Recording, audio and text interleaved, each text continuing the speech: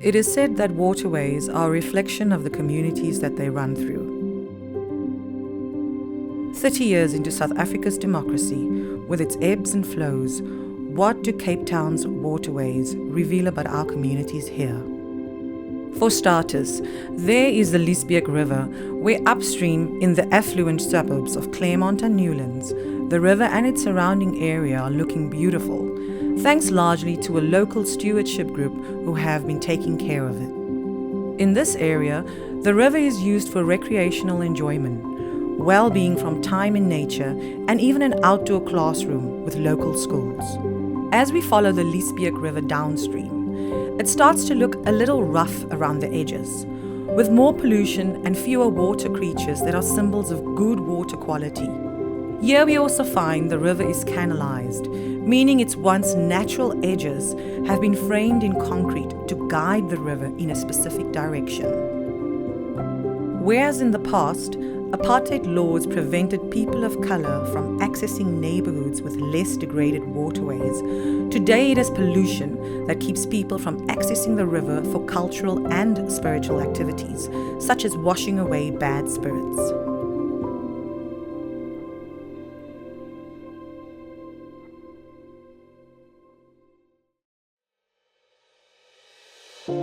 As we continue to follow the Leesbeek to where it meets the Black River in Observatory, we find ourselves at a particular point of current tension amongst competing interests. This floodplain, which is crucial to flood prevention and an important heritage site for many local Indigenous people, is currently the construction site of a major shopping mall, apartments, and a corporate headquarters meant to bring jobs and boost the economy. Still on the topic of rivers, a perhaps lesser known but equally significant waterway is the Lotus River. As one of Cape Town's longest waterways, the Lotus River runs through a number of neighbourhoods. It starts at the airport, then goes through Gugulethu, Manenberg, Edith Stevens Wetlands Park, Hanover Park and Grossie Park through to the Zikuflei. Many city dwellers may not even know the Lotus River exists. Has this catchment received the attention and rehabilitation efforts of other river catchments in the city? River pollution can come from a range of sources, including individuals, informal housing, construction, farms, or faulty wastewater treatment plants, to name a few. A lack of understanding of the importance of rivers, including their role as habitat for plants and animals, only adds to the problem of river pollution. There is a need for educating people around their rights and responsibilities in relation to water, and to include people of colour and local and traditional knowledge systems in this water education. If we jump back for a moment, near where we started with the Leesbeek, we find the Newlands Spring, a mountain spring where residents can collect 25 litres at a time for free of what is perceived to be delicious, clean drinking water. While it is generally considered safe to consume, the city does not guarantee the safety of this water, as it is not treated in any way. The long queues that formed for collecting spring water here during the Cape Town water crisis of 2018 transformed the site of the Newlands Spring.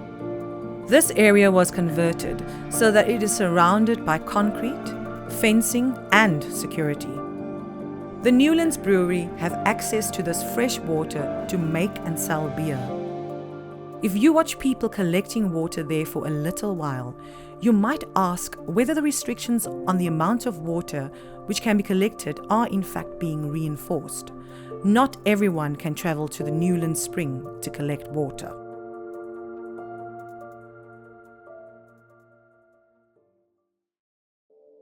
Following the city's waterways down from the mountain, we find the hidden hydrology of the Cape Flats Aquifer.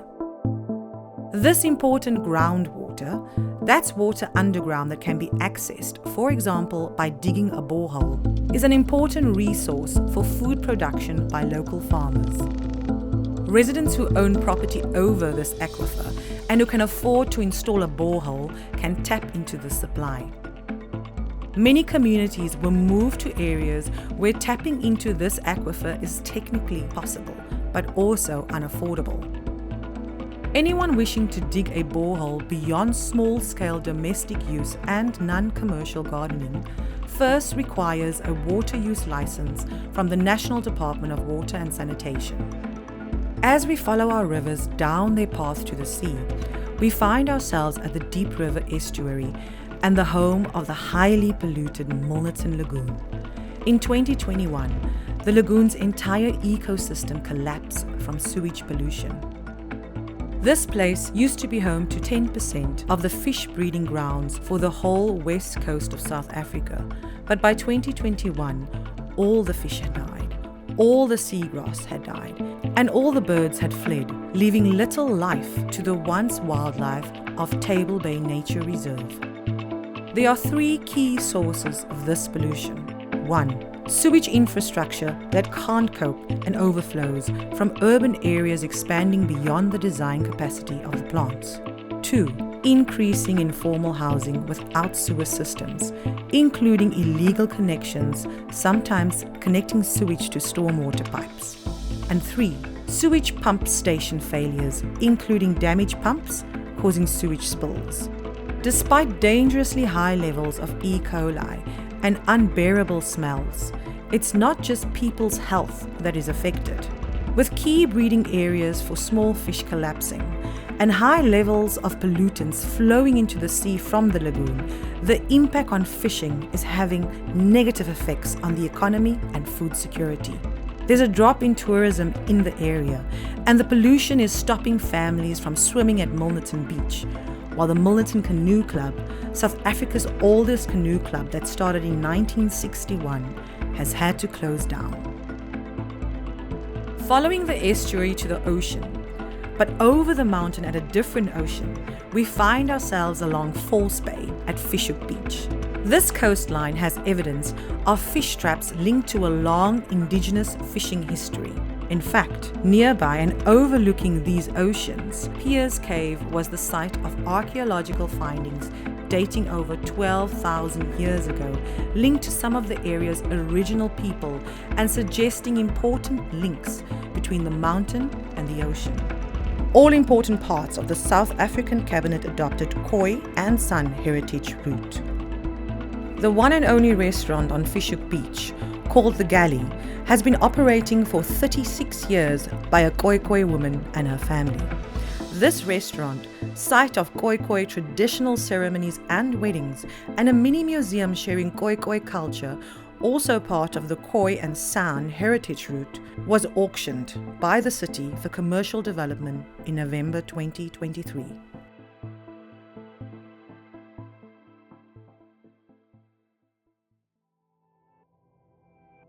While it might not be a natural waterway like the ocean, rivers, wetlands, estuaries, aquifer and streams, another important waterway in Cape Town is the water piped to taps. Some people have drinkable water coming out of taps right into their homes or yards, provided by the city for a fee if it's beyond the free basic water given to some households. The city's water delivery service relies on residents paying fees to recover costs. Occasionally, the water in these areas can be cut off for a period of time, but typically with advance notice. Some homes have water management devices installed by the city, which restrict their daily water allocation to the free basic amount of 350 litres. Some of these devices are faulty at times and shut off water access. The daily water allocation of devices doesn't take into consideration larger households. For example, some homes having backyarders, that is, people renting dwellings in others' backyards. Some people who can't afford to pay for water and who use more than their free basic amount have their water cut off or their water pressure lowered so it trickles but doesn't flow fully. Some people cannot bathe or use water for other things. Some people feel the whole process is unfair because the public were not invited to participate in the decision to use the devices in the first place. There's a need for grassroots voices to be valued equally in water management processes. People need basic necessities such as water before they can realize their life's potential, for example, in participatory processes. The city started phasing out their water management device program in 2021. Then there are those people without taps in their homes.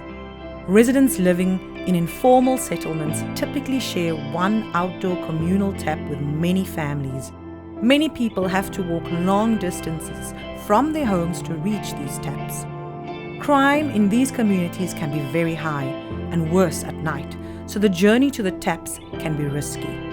Here, the water can be cut off without notice, typically provided through the ward councillor reaching the residents. Sometimes it's because the taps are not working properly, either because there's an issue with getting leaks fixed or because of an infrastructure issue. And finally, there are those people without any taps at all. New informal settlements pop up around the city. These areas, often previously vacant areas or bushveld, emerge without planning and thus do not have water taps from the city. This is also the case with people living on the streets. Some people without taps rely on water from streams and rivers as primary water sources. While our path along the waterway of piped water looks mainly at the needs and uses of residents, it's important to note that some of the city's water is reserved for industrial users. Looking at the differences that exist between where, how, and by whom water is accessed starts to speak to notions of injustice. If waterways are a reflection of the communities that they run through, Cape Town's waterways reveal 4 key themes when it comes to understanding water justice. 1. Water access. 2. Water quality. 3. Water distribution. And 4. Water knowledge. Water access can be understood based on 2 water uses. One is for water for basic needs, like drinking, cooking, and washing, and one is access to water bodies, like rivers and the sea, for additional needs like education, recreation, well-being, and cultural and spiritual practices. Our brief tour of some of Cape Town's waterways revealed not only key water themes and issues, but also the various forms that the local water justice movement is currently taking. For example, there is a local stewardship group working regularly to keep parts of the Liesbeek River clean and beautiful. There are a number of activists and organizations, including members of indigenous movements, working to potentially halt or reverse the planned development along the confluency of the Liesbeek and Black Rivers. There are researchers and collaborators involved in a study looking at reimagining what the Lotus River could be and how to engage the communities it runs through as its custodians. They are members of a local horticultural food and farming campaign who, in 2020, won a landmark court ruling which reconsidered a proposed housing development project because of the impact it would have on the Cape Flats aquifer. These activists continue to do a lot of work around advocating for the appropriate use and management of the Cape Flats aquifer. Local residents have been holding government accountable for solving the problem of pollution at Milnerton Lagoon, especially by sharing photos with dates and times linked to complaints. Works are underway for an upgrade to the Potsdam wastewater treatment plant. Since that will likely take at least 3 years, residents proposed a temporary solution of using a sandbag barrier to trap the sewage and a pump to pump it back to Potsdam wastewater plant for treatment.